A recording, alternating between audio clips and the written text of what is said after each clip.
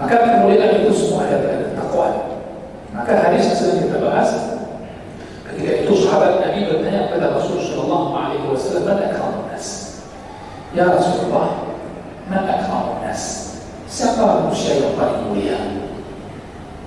Siapa manusia yang paling mulia? Maka Nabi mengatakan qal. Mereka yang mulia adalah yang paling bertakwa kepada Allah Azza wa Jalla. Tentu jawaban ini sesuai dengan Allah, inna akramakum 'indallahi atqakum. Maka jemaah sekalian di sini perlu kita ingatkan bahwasanya pertanyaan yang ditanyakan oleh para sahabat Nabi Sallallahu Alaihi Wasallam terus berlanjut. Ya Rasulullah, maksud pertanyaan kami sebenarnya lain. Siapa yang paling mulia?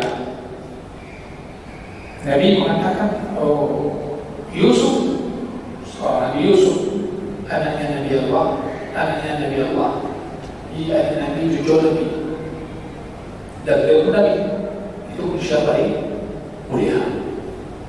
Itu paling mulia. Yusuf bin Yaqub bin Ishaq bin Ibrahim alaihi wassalatu wassalam, Nabi, dan keturunannya Nabi, silsilahnya Nabi. Maka dia manusia paling mulia. Sahabat lagi mengatakan, lasna an hadha nas'aluka. Kami juga bukan bertanya masalah ini ya Rasulullah, yang lainnya maksudnya. Maka Nabi memahami apa yang dimaksudkan, fa'an ma'adil Arab tas'aluni. Kalian bertanya kepadaku tentang ma'adil Arab, asal usul dan nasab Arab. Siapa mereka ini? Maka Nabi Sallallahu Alaihi Wasallam mengatakan, khiyar jahiliyah, mereka yang terbaik di masa jahiliyahnya, mereka yang terbaik ketika sudah Islam. Idza faqu, jika mereka itu faqu, yakni jika mereka itu mempelajari dan memahami agama Allah Subhanahu wa Ta'ala. Maka disebutkan di sini akramun nas min haitsu nasab. Kalau ditanya manusia yang paling mulia dari sisi nasab, selain dari saya sebutkan Nabi Yusuf alaihissalam.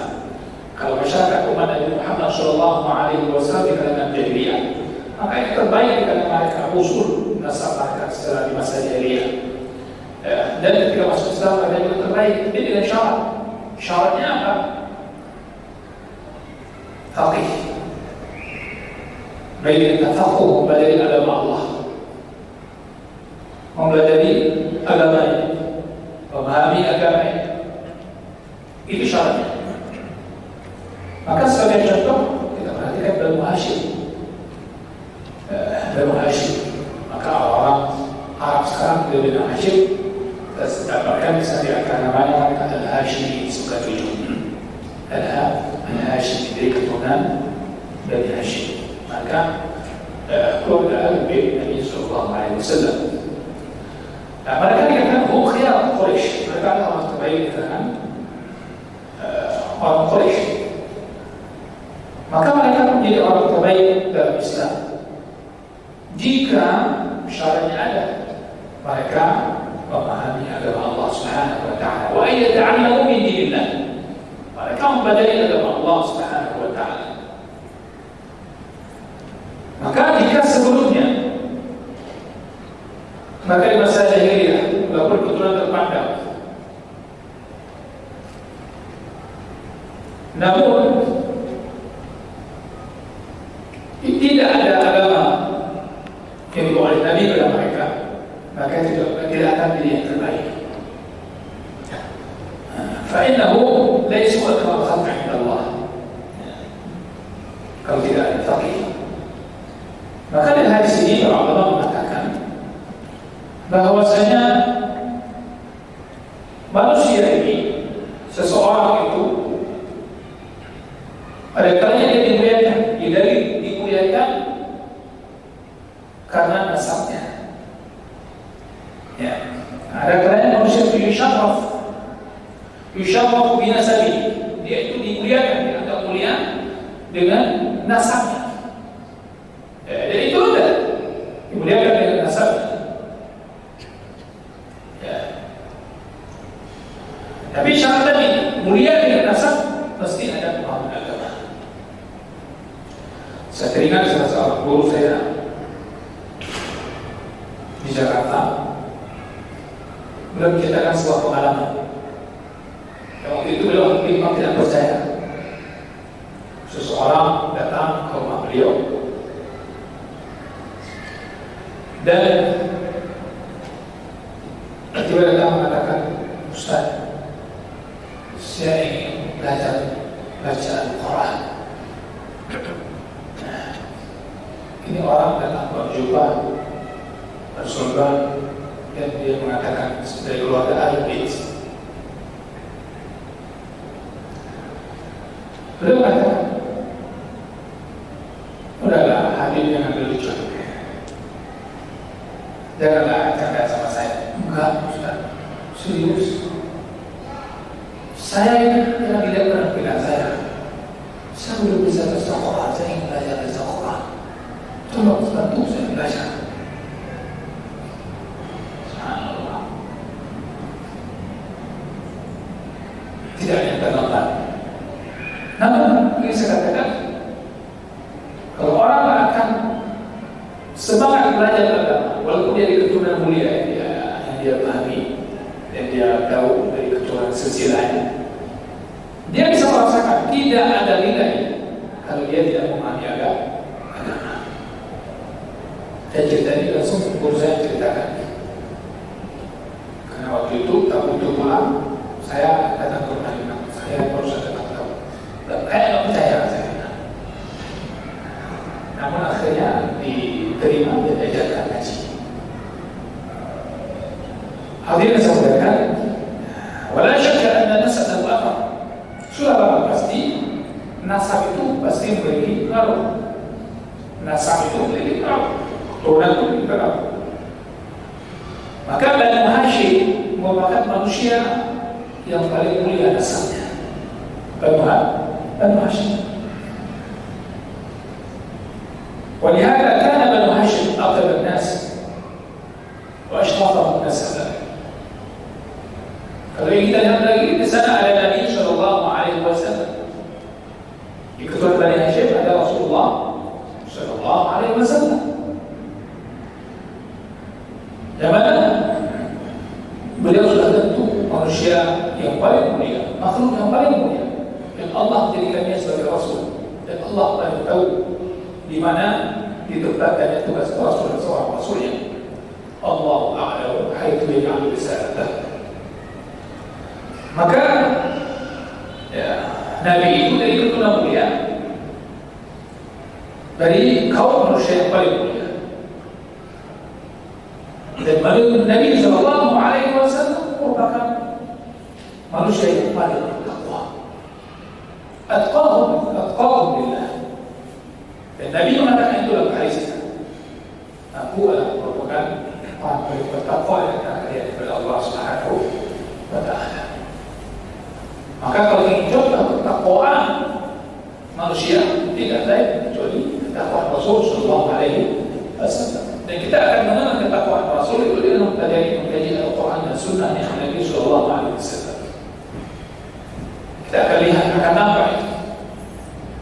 Saya sering mengatakan kalau kita membaca sirahnya, biografi Rasul lahir sampai beliau meninggal, kita akan nampak kesadaran ini.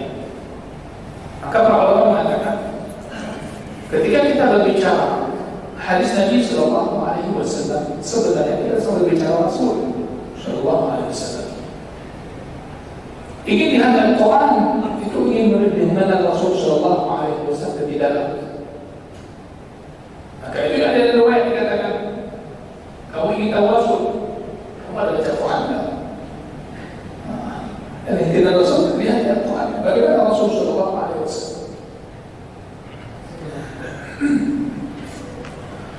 Kemudian kalimat berikutnya, "Faidah tutaturi." Kalau kamu ingin jadi orang yang mulia di sisi Allah Subhanahu wa Ta'ala dan punya kedudukan di sisi Allah, perhatikan tidak bisa membanggakan keturunan.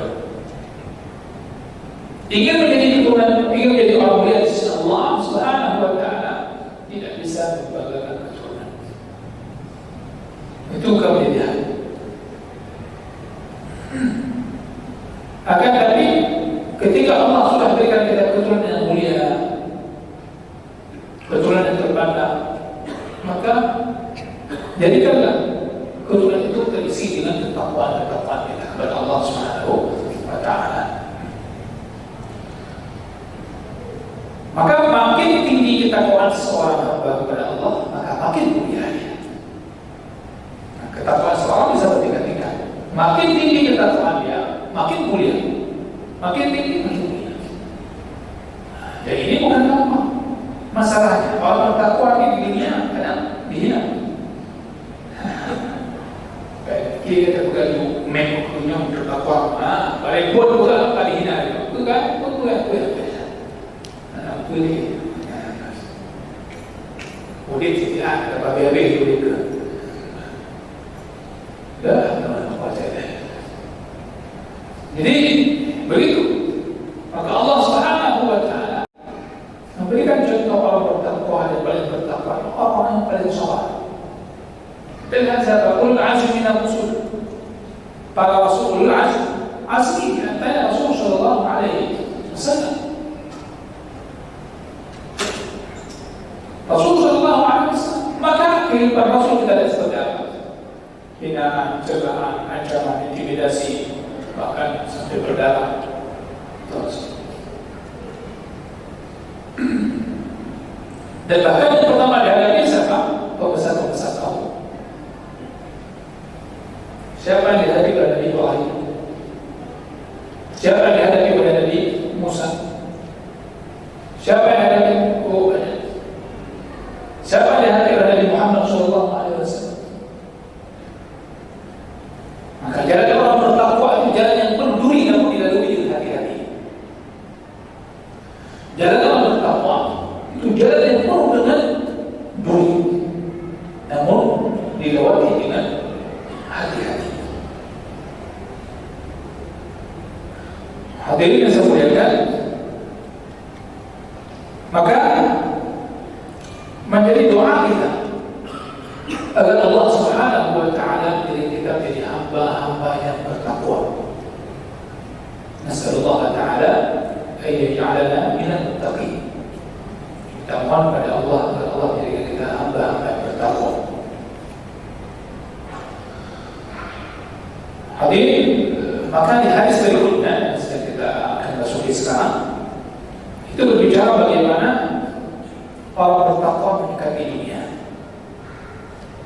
dengan segala fitnah dan cobaannya. Hadis Abi Sa'id Al-Khudri radhiyallahu anhu dari Nabi sallallahu alaihi wasallam, beliau mengatakan, "Inna dunya hulwatun khadirah, wa inna Allah mustakhlifukum fiha. فينظر كيف تعملون فاتقوا الدنيا واتقوا النساء فإن أول فتنة بني إسرائيل كانت في النساء." رواه مسلم. Hadis ini membicarakan pesan Nabi sallallahu alaihi wasallam kepada kita semua. Nabi berpesan agar kita bagus dan memperbagus cara kerja kita di dunia, cara amal kita di dunia, cara interaksi kita di dunia, seperti apa kita hidup di dunia ini. Ya, sebagaimana pesannya al-mudawamah ala taqwa. Hendaknya kita senantiasa kontinu dengan ketakwaan kepada Allah Subhanahu wa Ta'ala dan waspada akan segala pernak-pernik dunia. Wal hadari min zakhriha.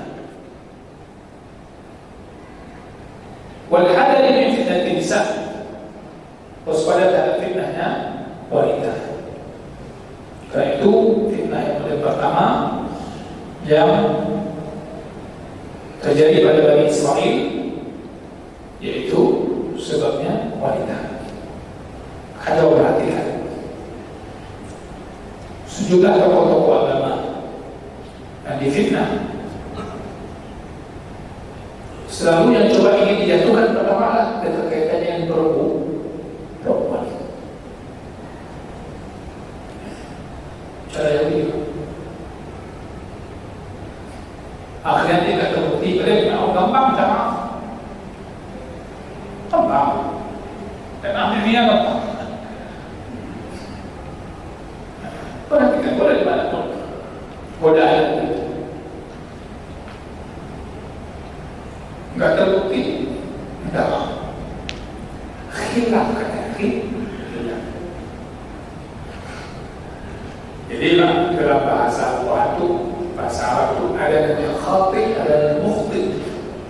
Itu beda-beda. Ada orang yang sengaja membuat sebuah dosa, kesalahan. Ada yang dia tidak sengaja. Yang Allah tidak hukum seseorang akan berbuat kesalahan apa sengaja. Tapi kalau berencana, gimana kita bilang punya khilaf? Ya. Tapi para dai, para ulama yang telah dipenjara dan dirusak namanya itu dibiarkan loh, dia aja berarti masa penjara karena khilaf. Nah, biasa syaitan lama juga model baru saja, beda make up, beda media. Faedah dunia, Rasul Shallallahu Alaihi Wasallam, inna dunia hulwatun khadirah. Sesungguhnya dunia ini hulwah fil madaq, rasanya manis. Ada datang dengan dunia ini, kena diabet badan, kena diabet agama. Bila diri. Inna dunia hulwatun khadirah. Dan dia nampaknya hijau, enak dipandang mata. Yang dunia. Maka jika dia ubah yang baca, bakalannya hijau berkewadah. Dua hijau, hijau. Dunia. Maka dunia dia hijau. Oh, dua supaya bermacam model dunia. Di antara bentuk dunia yang manusia akan jatuh di dalamnya ketenaran itu dunia. Viral, senang dengan keviralan dia, senang dengan tenar itu dunia. Yang dikejar tenar. Ada orang sampai siap menghabiskan uang yang banyak akan tenar aja dia. Itu utang bayi utang kali tenar. Itu begini. Termasuk ya, dunia itu gila mencari jabatan, kedudukan, ya, gelar. Apapun dicari, ya, dia fokus untuk mendapatkannya, walaupun agama itu sama. Ini maksudnya gila. Ini orang terfitnah dari dunia. Fokusnya untuk dapat gelar sarjana, namun berupa gelar sarjana. Ya? Dunia mau usah akhirat.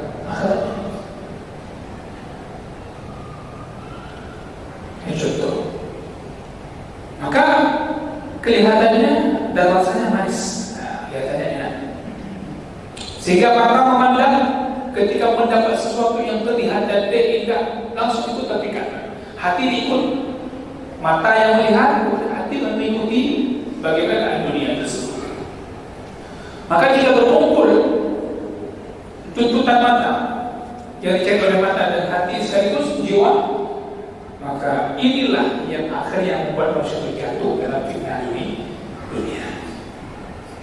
Ketika mata dan hati bersatu dalam satu hal yang dikatakan jadi fitnah, dan sama-sama ikut bersatu kompromi dalam hal itu, maka dia jatuh dalam fitnah dunia.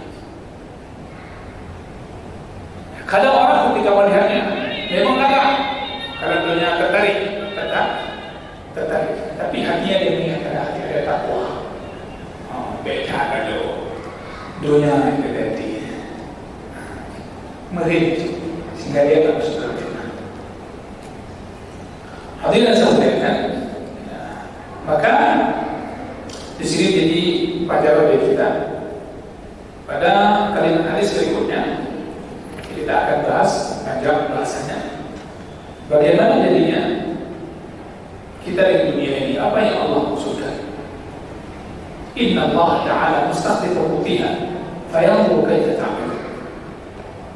Allah menempatkan kita di dunia ini dan sini berganti kita hadir di dunia ini. Dulu kakek kita, sebab ayah kita, hari ini kita akan nanti ke depan juga anak-anak kita. Bagaimana kita hidup? Kaifa ta'malun? Bagaimana kalian bekerja? Yang diukur kaifa ta'malun? Bukan sekedar bangga apa, tapi kaifa ta'malun? Bagaimana kalian bekerja di dunia ini? Bagaimana kalian berbuat di dunia ini? Nah, mana yang jadi hal yang diutamakan? Yang dia pentingkan yang mana? Kaifa ta'malun? Mudah-mudahan ini bisa kita sebutkan dalam pertemuan ke depan, insyaAllah.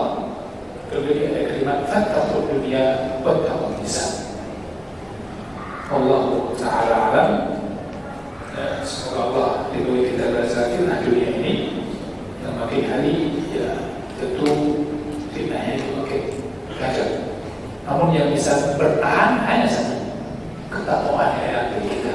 Punya takwa, calon tak bukan. Punya takwa mana? Karena orang kena cara bedakan dengan iblis itu kok tahu? Iblis cara bedakan ini enggak ada takwanya. Wallahu ta'ala a'lam. Insyaallah. Wassalamualaikum warahmatullahi wabarakatuh.